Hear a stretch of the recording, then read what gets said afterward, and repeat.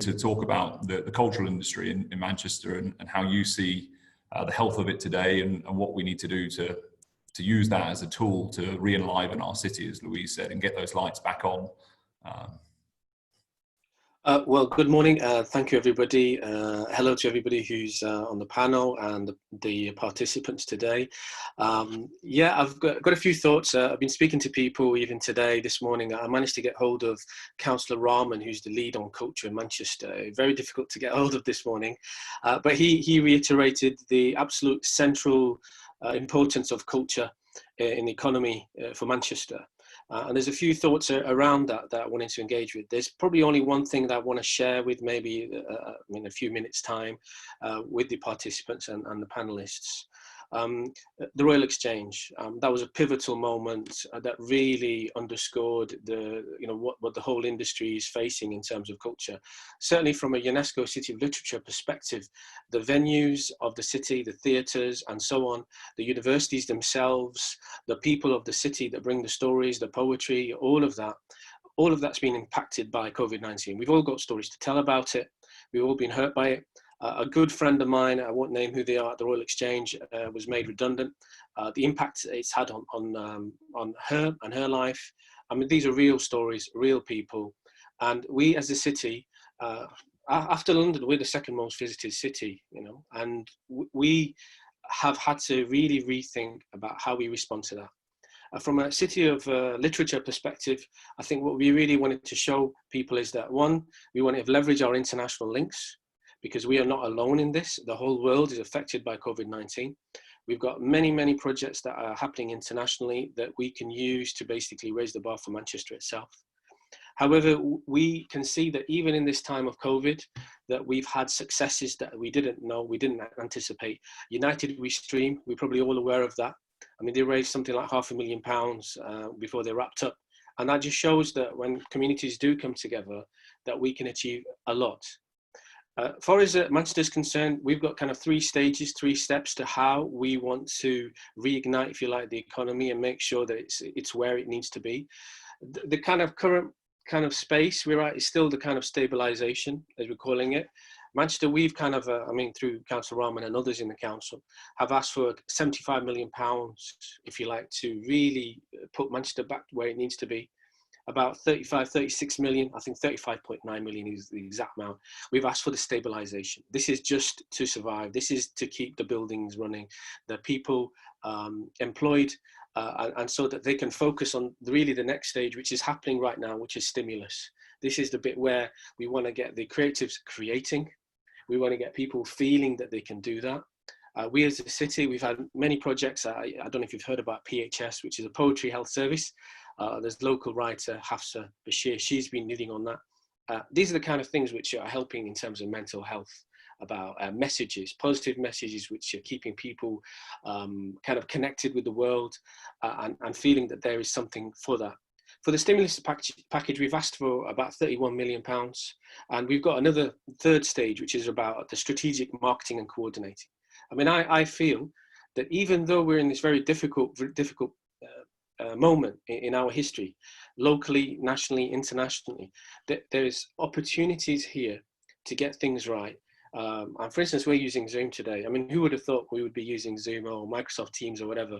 This is changing the world. It's probably better for the environment. These are the kind of things that the long term that can help us to enable people to be able to work from home, which will help things run continually. Within these 3 phases now, we as a city, we want to go into other steps as well. And I'm going to show you a document in a moment, which is really going to put, I suppose, the money on the table, how much we want to invest in these little bits of it. That we want to quarantine, we're calling it a quarantine program where lots of things are going to be created, kind of short, medium term. And then we want to go into a kind of a longer term plan where we're kind of repairing and refreshing and rethinking how we do things to create a new normal. So all the lessons we're learning from this period of the pandemic, working at a distance and so on, how do communities, link with each other? How do people who don't have access to technology get technology? All of these things that are being answered right now. And we're finding new ways to work with each other to actually get Manchester to a place where we come out stronger than we would have been otherwise. I don't know if is it possible for me to share this? show this document. Yeah, no worries. I'll just make you host, Zaid. Yep, let me just show you this. So these are the kind of the different stages. If everybody can see that.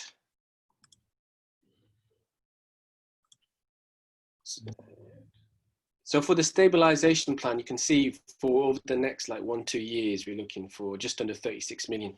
There you can see for the stimulus plan, from the art venues to the community programs, the digital transformation, the music cities, all of that, all being factored in. And then going into the kind of the longer term part, which is what we call it unlock. Sorry, I'm rushing ahead. You've got the commissioning coming in into next year with January and April. So we're looking at several £million being pushed into actually creating new work.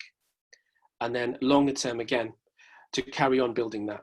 And we see marketing and coordination absolutely central to that, over £5 million just to make sure that we're all on board and all together in this. I have sent the documents through to Sean. So hopefully if anybody wants it, they'll be able to get hold of that document. I didn't want to say too much more than that, other than to kind of underscore again the importance of culture, how it brings people together, and even these kind of travails that we're experiencing from an economic point of view, from a social point of view. These are things that I think can really help to feed into what will be probably plays and works of art in the future.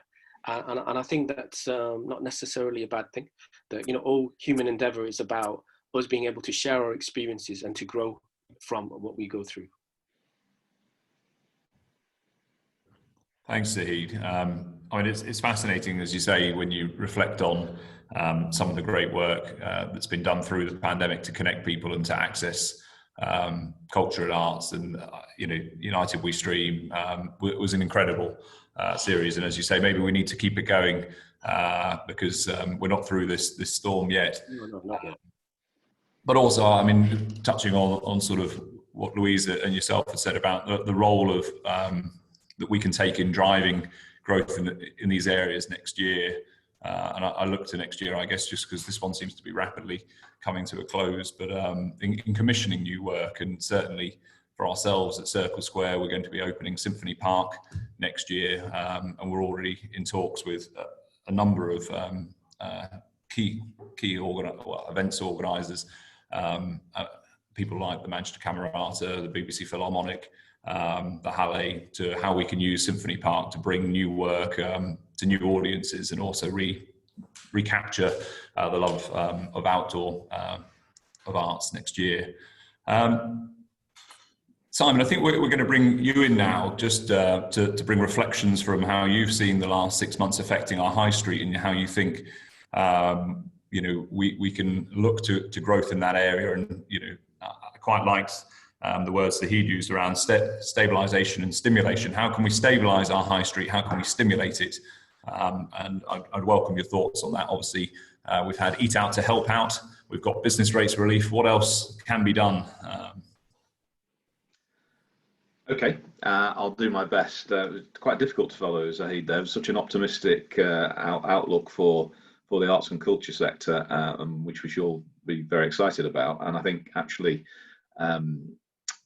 will be hugely important and relevant to what I'm going to talk about, because if the reanimation, the reuse of both the cities and towns, we should be talking this morning not just about Manchester City Centre, but also some of our Greater Manchester town centres, and indeed other parts of the city. I'll come on to talk about why in a second. It's part of the same recipe of recovery, and these things all need to be brought together to make sure that we can enjoy that city that Louise talked about a few minutes ago. So a few thoughts from me, and by way of background, my world is really around economic development and thinking about the way in which different sectors of the economy are working, but within a city and town context. So I'm just going to talk about a few things that we've been looking at over the last few months. A few facts, one or two of them you might not like the sound of too much, but I'm going to mention them anyway, because there are a few things coming up in the lift, as I would say, that we need to be mindful of. So I'm going to talk about how we get in and out of cities. I'm going to talk about what happens when we get there. at the moment and what we can look forward to in the future. I'm going to talk about a little bit about people's choices, and they have now got more choices, including living at home and working on Zoom.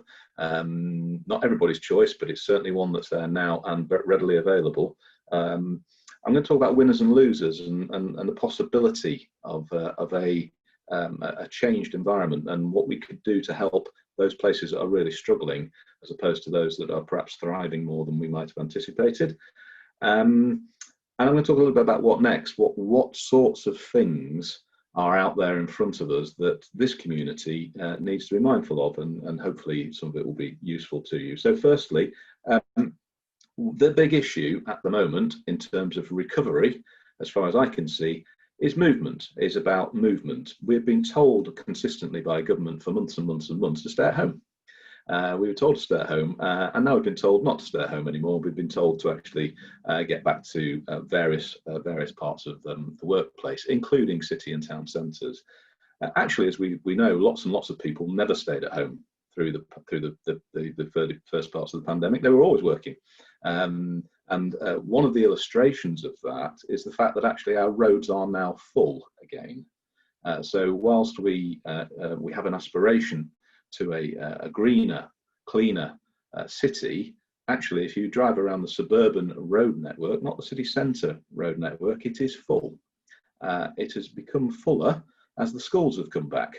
It will become even fuller when the universities return in a couple of weeks' time. So one of the rather alarming statistics is actually that there are more lorries on the road now than there were in March. And that's a consequence actually of online retail and the growth of online retail through this period. So one of the things we've got to think very quickly about is alternative modes of transport. We know that it's difficult for people to use public transport at the moment. It needs to get easier. It is the only answer to our mass transit challenge. We cannot assume that people will cycle and walk to work, particularly in the winter. Some will, so some of the more adventurous types will definitely do that. The vast majority of people will not. And if we can't get people back out of their cars, we're going to have an unintended consequence of COVID that we would not want. And that is a gridlocked road network. I may sound dramatic, but that is something that is statistically now clear to us, that the roads are actually back to levels that they were in March. And that is something we should find alarming. What's happened in towns and cities? Well, towns, funnily enough, and we've seen this, towns have actually done quite well. People have gone back into their local neighbourhood or their local town centre and started to buy services and goods in a way in which they perhaps didn't used to do. This is a good thing. We're going local. We are supporting local businesses more perhaps than we used to. And we're beginning to see in a towns and suburban environment quite a healthy and prosperous return to business. And actually we begin to support lots of local businesses as they seek to recover. Eat Out to Help Out was a very important part of that. And actually, if you tried to book a table in a restaurant in your local neighbourhood through the month of August, good luck to you, because it was pretty challenging. We know that that restaurants in Greater Manchester, their turnover through August was 70% higher than it had been in July. They had a huge stimulus through that package of activity. The question clearly is whether or not we can continue to look forward to that, and what measures we can put in place to keep encouraging people to go and support the food and drink sector. But generally speaking, Eat Out to Help Out got a big tick and was quite positive for the local economy. Bearing in mind, of course, that there is actually despite the number of people on furlough and unfortunately who have lost their jobs, there's a bunch of other people out there who haven't actually been spending very much money through the COVID period because they haven't been able to. So there is a possibility that there is locked up cash, if you want to call it that could be spent in our local economy. When you get into town or into the city, it's a different experience, isn't it, to the one that we had a few months ago. And one of the real challenges for us is how we get to make people feel more confident about their environment as they move around it in a city or town context. And at the moment, sadly, because largely of the way in which some of the communications have been expressed, people don't feel that. People actually feel quite nervous. And I think one of the challenges for us as a community is to how we encourage people to feel more confident around things like social distancing, around being in cities and town centres, such that they can be encouraged to use them more than they are at the moment. What that means in reality is that actually our city centre, Manchester city centre, is currently something like 40% capacity, i.e. 40% of people who we would normally expect to be using the city centre are using it today. So that is second to London only in terms of the lack of people actually in our city centre. So London has the least people proportionately revisiting or visiting the city. Manchester is second to London. We should not be proud of that. We need to do something about it. Towns doing well means that they can generate relatively good amounts of expenditure, but it isn't a huge amount of money that is actually being spent. Cities is exponentially different. So the weight of the expenditure that we'd expect to generate in a city is exponentially different to a town, and that is something we need to be mindful of.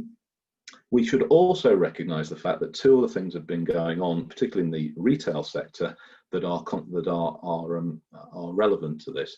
Out of town retailing has actually done very well through the COVID period.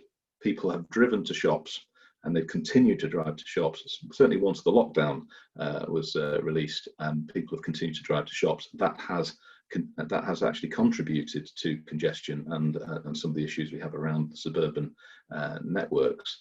But out of town has actually been very resilient. It's always been popular, and it's continued to be popular.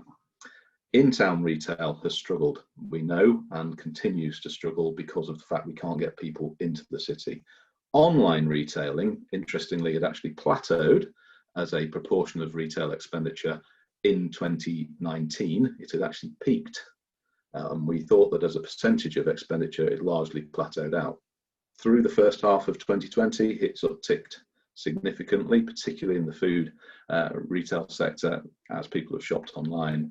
That has actually begun to fall away again as people have started to go out. But one of the consequences of keeping people inside is clearly they were limited in the choices of a retail outlet, and they've shopped online. So these are things that we need to keep an eye on if we want our city and town centres to thrive, which I think we all do. There have been some winners through COVID. There have been some places that have struggled. One of the issues clearly is local lockdowns do not help. And one hopes that through the track and trace and other measures that have been taken locally and nationally, we'll begin to not have, frankly, a lockdown situation. But clearly that impacts places like, for example, Oldham or Bolton at the moment, because of the media attention that those towns attract through statistics, in effect. That is unhelpful. Some towns, however, have actually done quite well. And Altrincham or a Wigan through this period have actually increased their footfall and have increased the patronage of their town centre, particularly through the ability to walk and cycle into those towns, and also through the offer that is available to them in the independent retail sector, where people have decided to start to go local. So different things happening. Overall, we need to recognise that there are shifts and patterns here that we need to be mindful about. What's going to happen next? A couple of things. People, when they go shopping now, shop with a purpose. They go and they buy. They don't go and browse. Is that something that we are going to continue to see in the future? So this much more sort of direct approach to their shopping experience. And a growth in experiential retail as people are looking for more than just a walk to the shops as part of their half day out or a couple of hours spent in a town or city centre. So we need to keep an eye on that. Students, I mentioned earlier, students' return is going to be hugely impactful on Manchester city centre because they spend a lot of money. Thousands and thousands and thousands of students coming back into Manchester. Some people will be worried about all of those young people. Some people will be really happy about that number of young people coming back and re-energising our city. We've missed them, I think, in many ways, but there are some challenges, we know that, around that. One final thing, which is a bit more of a technical point for those people who are an owner or a tenant, the relationship between the landlord and the tenant will change. The traditional role, and the reason for this is a little bit related to the cost of property. Business rates is part of that, but actually it's the rent that is paid by tenants for their retail or office space, mainly retail space in this conversation, is going to become a problem. And we've seen through the first 2 quarters of this year that many businesses have not been able to pay their rent, and we are going to have to look at new models of ownership and leasing of space to make sure businesses can continue to thrive as we go forward in an affordable way. One of the reasons that towns have done quite well is that actually retailers have paid lower rent in those spaces and have been able to manage. And one of the things for the city that they're going to have to think about, I think, is how they create a model that is more affordable to the business, not without its consequences for landlords, as I'm sure Tom will know. This is something we've got to think about quite hard. So that's a bit of a canter around some things. Big changes that we've begun to see coming through.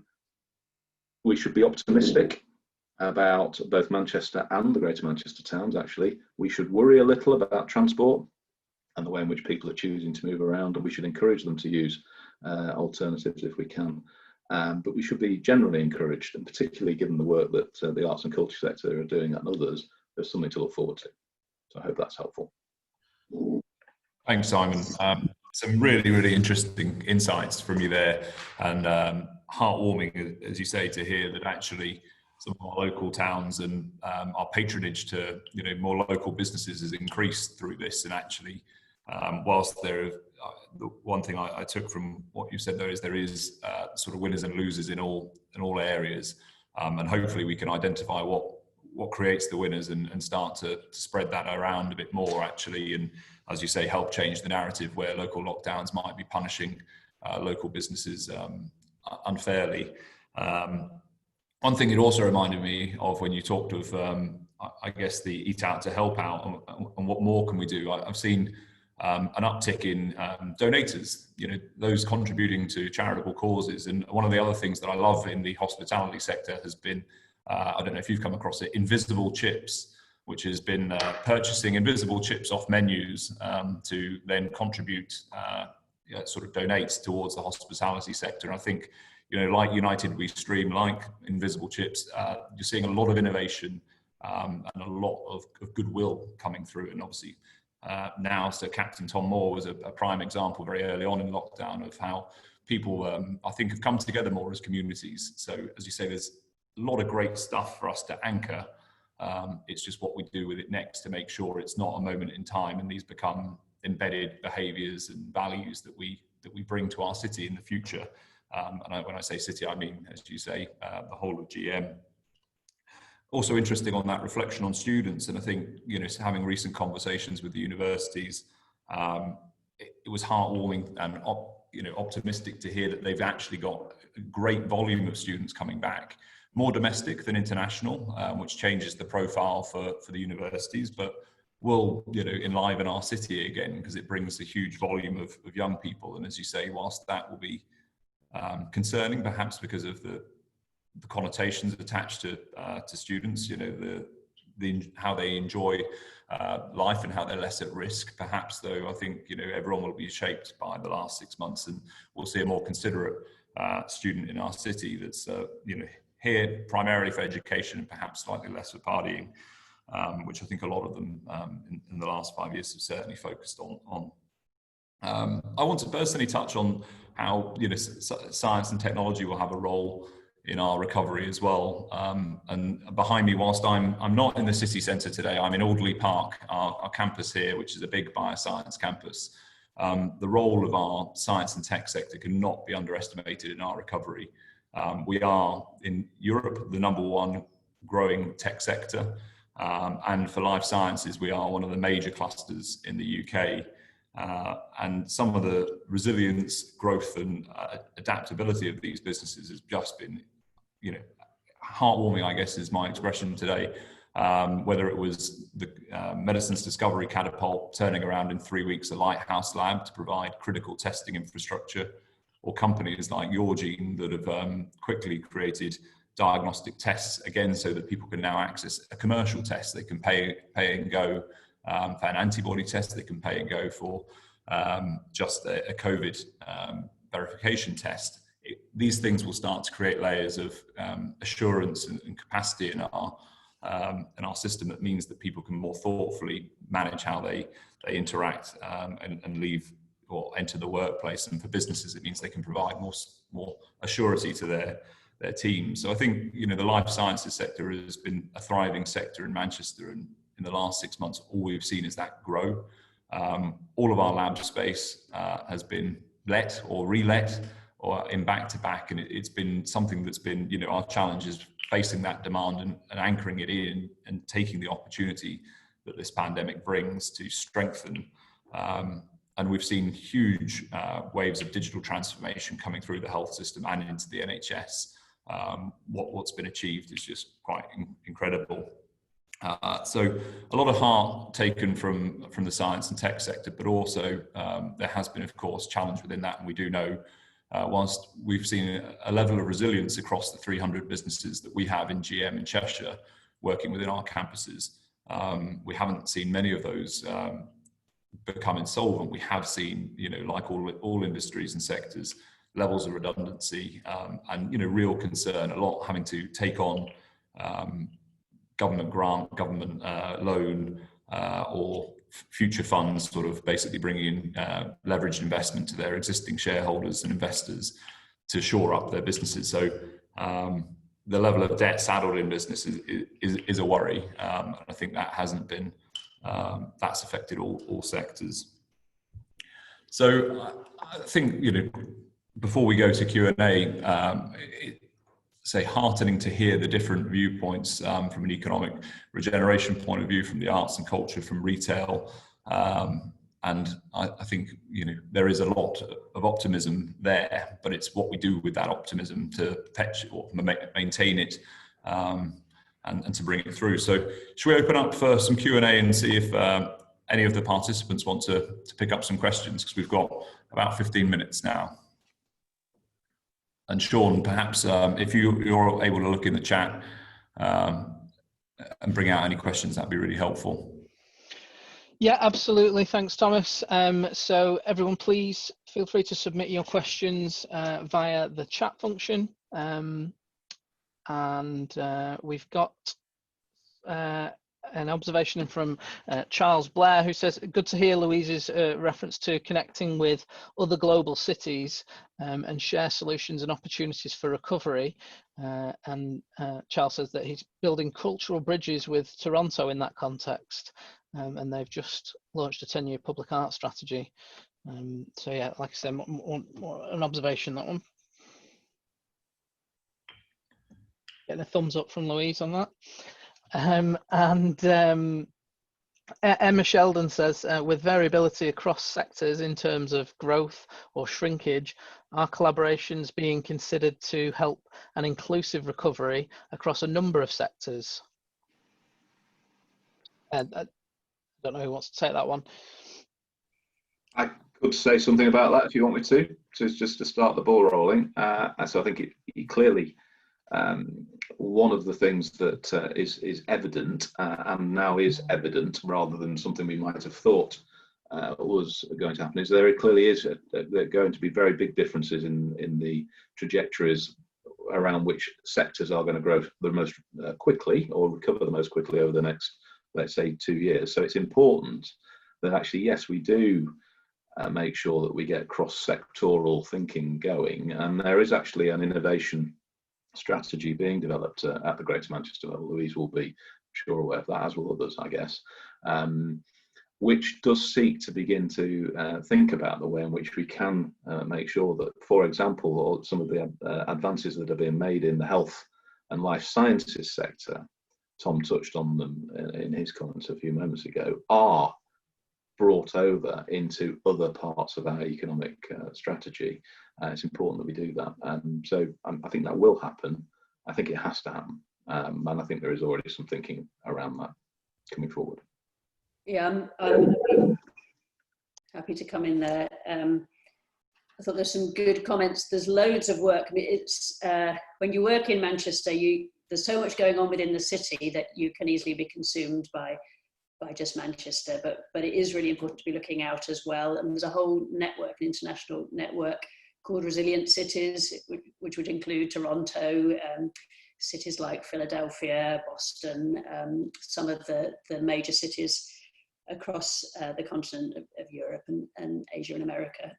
So there's lots that we can learn from other cities, definitely, and that's perhaps been one of the strengths of this time. When we've been remote from each other, we've had time to kind of dip into webinars and things that connect us with other cities. So it's great to see that comment from Charles, and I wanted to connect it to Emma's point. Collaboration is absolutely key. I really enjoyed hearing from Zahid and Simon, and I've been reflecting, because it's a scary prospect as well, that kind of towns versus city piece. And I think it felt safer for most people to return to towns and kind of neighbourhood shopping and so on, for the reasons we all understand. But a big responsibility of us as a city council is actually to build back some confidence around the safe return to the city. I've been coming in and out of the city over the summer, and there was certainly last week a lot more footfall, I would say, which was good to see. I think it helps the schools being back. I think people also want to kind of be in communal spaces again, to kind of see each other. I think for a lot of us, it's been hard to be distant for so long. And if you think about the origins of cities, you know, we had cities way before we had office buildings. So cities were centres of trade. They were places to gather, places to exchange. The culture is a huge piece of that. They were places where you gathered for education and to build a sense of safety and community. So actually the very origins of cities, I think, will also be what we return to. And it has to be a collaborative response. It's not about one sector or another sector. Tom, you're right to focus on the life sciences. It's a real success story for the Manchester City region. There's lots we're doing now with the cities of the north. I came off a call with Pat Ritchie this morning, actually, in the core cities work around, you know, what can we do as sort of a constellation, if that's the right word, constellation, I think is the right word, of northern cities. You know, what's the power in the collective as well as in the individual. So I think there's some messages for me from this morning around, you know, why did we have cities to begin with? Because that reason will come back. And what are the things around education, around digital, around the green industrial revolution, the life sciences? What more can we be doing to grow our next wave of city making? Learn from resilient cities across the globe and build in those great innovations that he talked about in the cultural space. Because one of the reasons to return to a city like Manchester is the joy you get from the cultural offer, you know, the fun of walking through the Northern Quarter and seeing the animation of somewhere like Stephenson Square. Is very different now to a year ago, and that's a good thing. Maybe if I could pick up on that question as well. In terms of collaboration, actually, it is almost all collaboration now. To give you maybe a couple of examples, Ivan Waitson, who's the Chief Executive of the UNESCO City of Literature, the Arts Council, they've had a lot of money during this period, I think £500 million in terms of the Cultural Recovery Fund. And he's been advising organisations, arts organisations and so on, about how to go about and even looking at their bids. And that's been part of that kind of partnership process. And our partners know anyway that when we do something as a City of Literature, we are there to help them, to raise them locally and internationally. The other example I'd give is the South Asian Heritage Month. I don't know if you're aware, this year was the very first South Asian Heritage Month, which took place. It was actually trialled in Manchester, although it was a national campaign. And even though it was very small scale because it had to be done virtually, it was amazing because we actually had a partnership of the Tamil Association, the Indian Association, the Great Manchester Pakistani Association, the Nepalese Association, all coming together to work on this project for next to nothing, celebrating their cultures and so on. And it almost kind of fits into an annual program of the city. Again, I don't know if you're aware, but International Mother Language Day, which takes place in February, is a major event now for the City of Manchester. And so what we're doing is we're trying to showcase that the Greater Manchester have incredible diversity. Again, I don't know if you're aware, there's over 200 languages spoken here. There's a incredible amount of reach in terms of what we can achieve internationally, but also in terms of the city's rich heritage, whether you're talking about the Ukrainian community, the Polish or the Indian community. Manchester is a magnet. And, even in the time of COVID, that we can actually use that as a way to, demonstrate what Manchester is capable of, but be able to show ourselves in strength and in depth of that strength as well. And I think really, yes, there are real issues for us to face. And I think that the only answer is to face them collaboratively. Well, I have to agree, Zahid. It's just so, the optimism and the scope is incredible. There's so many things happening in Manchester that, I personally wasn't aware of, but it's really encouraging to hear, as you say, the level of collaboration and also the level of diversity. You can see why GCHQ have based themselves here when there's so many people speaking so many languages. That diversity is the kind of thing that employers like that need to thrive, as it were, within a city. I'm very mindful of our time and want to bring any other questions if there are, but I haven't seen any pop up in the chat. I personally had one for Louise, which picks up on something that Simon said around how do we encourage changes in our modes of transport, and just probably to end on another positive opportunity, which I think is active travel. How do we get people walking, cycling in our city to drive some of that low carbon and improve our air quality and drive on that low carbon agenda? Have you got great thoughts around that, Louise? Yes, definitely. I think of it as the connective spaces, actually. So whether it's the roads or the squares or the gathering spaces, I've talked a bit about the kind of living rooms of the city and the movement corridors. Just from walking around Manchester, I think there's loads more connective stuff we could do. There's a big cycle lobby, as we know, and they're starting to be quite influential. Even just walking along some of the canals, exploring how bits of the city kind of connect. I've been struck by, actually, you come across quite a few barriers. If you think of the South Bank, say in London, which is a sort of case study, when I was a student in London it's a while ago now, in the 80s, you couldn't walk along the South Bank in London. It was broken in terms of kind of access. And now it's a great kind of promenade. It's really opened up the south side of London. And I think there's that kind of opening up of movement corridors, opening up of cycleways. Definitely the Cyclops junction is open. That's quite interesting to see what that's doing in terms of different ways of moving around on a bike. And there's loads more kind of walking corridor work that we can do. So we're starting to do some analysis within the City Council. We want to work with other landowners. We're the biggest landowner in the city, but we want to work with the other landowners and the partners and the investors to increase connectivity, to improve movement. I do understand the nervousness actually about public transport. It will take a little while for that to come back, and a result of us not being on public transport is meaning we're in cars, which is not good for the sustainable future and the carbon emissions and so on.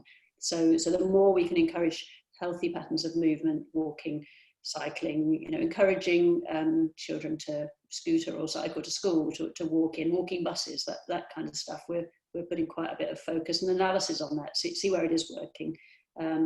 Again, some anecdotes from lockdown. We've actually accelerated our highways program. So it's one of our departments that's been more active during this period.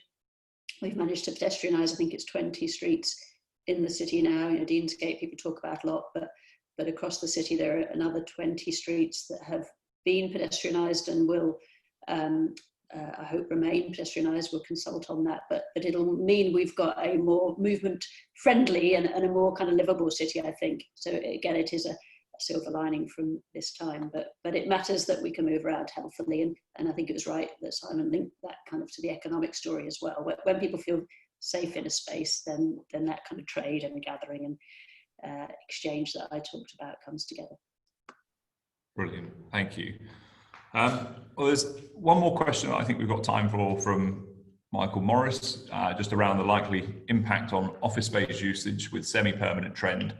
I can sort of take that one as a quick close, but in truth, Michael, it's interesting at the moment because obviously the thing that we found is that people are looking to the office through COVID. They utilised it when they had to. So if you couldn't work from home, you could work from the office or from a location. And for us, we saw things like the labs and the maker spaces, critical, things that you just can't replicate in the home environment, of course, continue to be used. Now with social distancing measures, we've seen that kind of occupancy, there's a lot less people in spaces, but because they need more space to be in there, there's a kind of equilibrium where people are still utilizing the sort of similar amount of space. But we know that this is a huge risk to the city, is how people, in the future operate. But I think it's also a positive, the hybrid working, a better balance of work and life. So we, speaking to over 1,000 of our customers have sort of understood that 70% of those businesses want to operate in a hybrid model. About 15% of them want to predominantly work from an office, and about 15% are really reflective on what it means for them in the future. And of course, some big brands like Twitter and Facebook have, provided the open policy of, well, you can work from wherever you want, whenever you want, forever.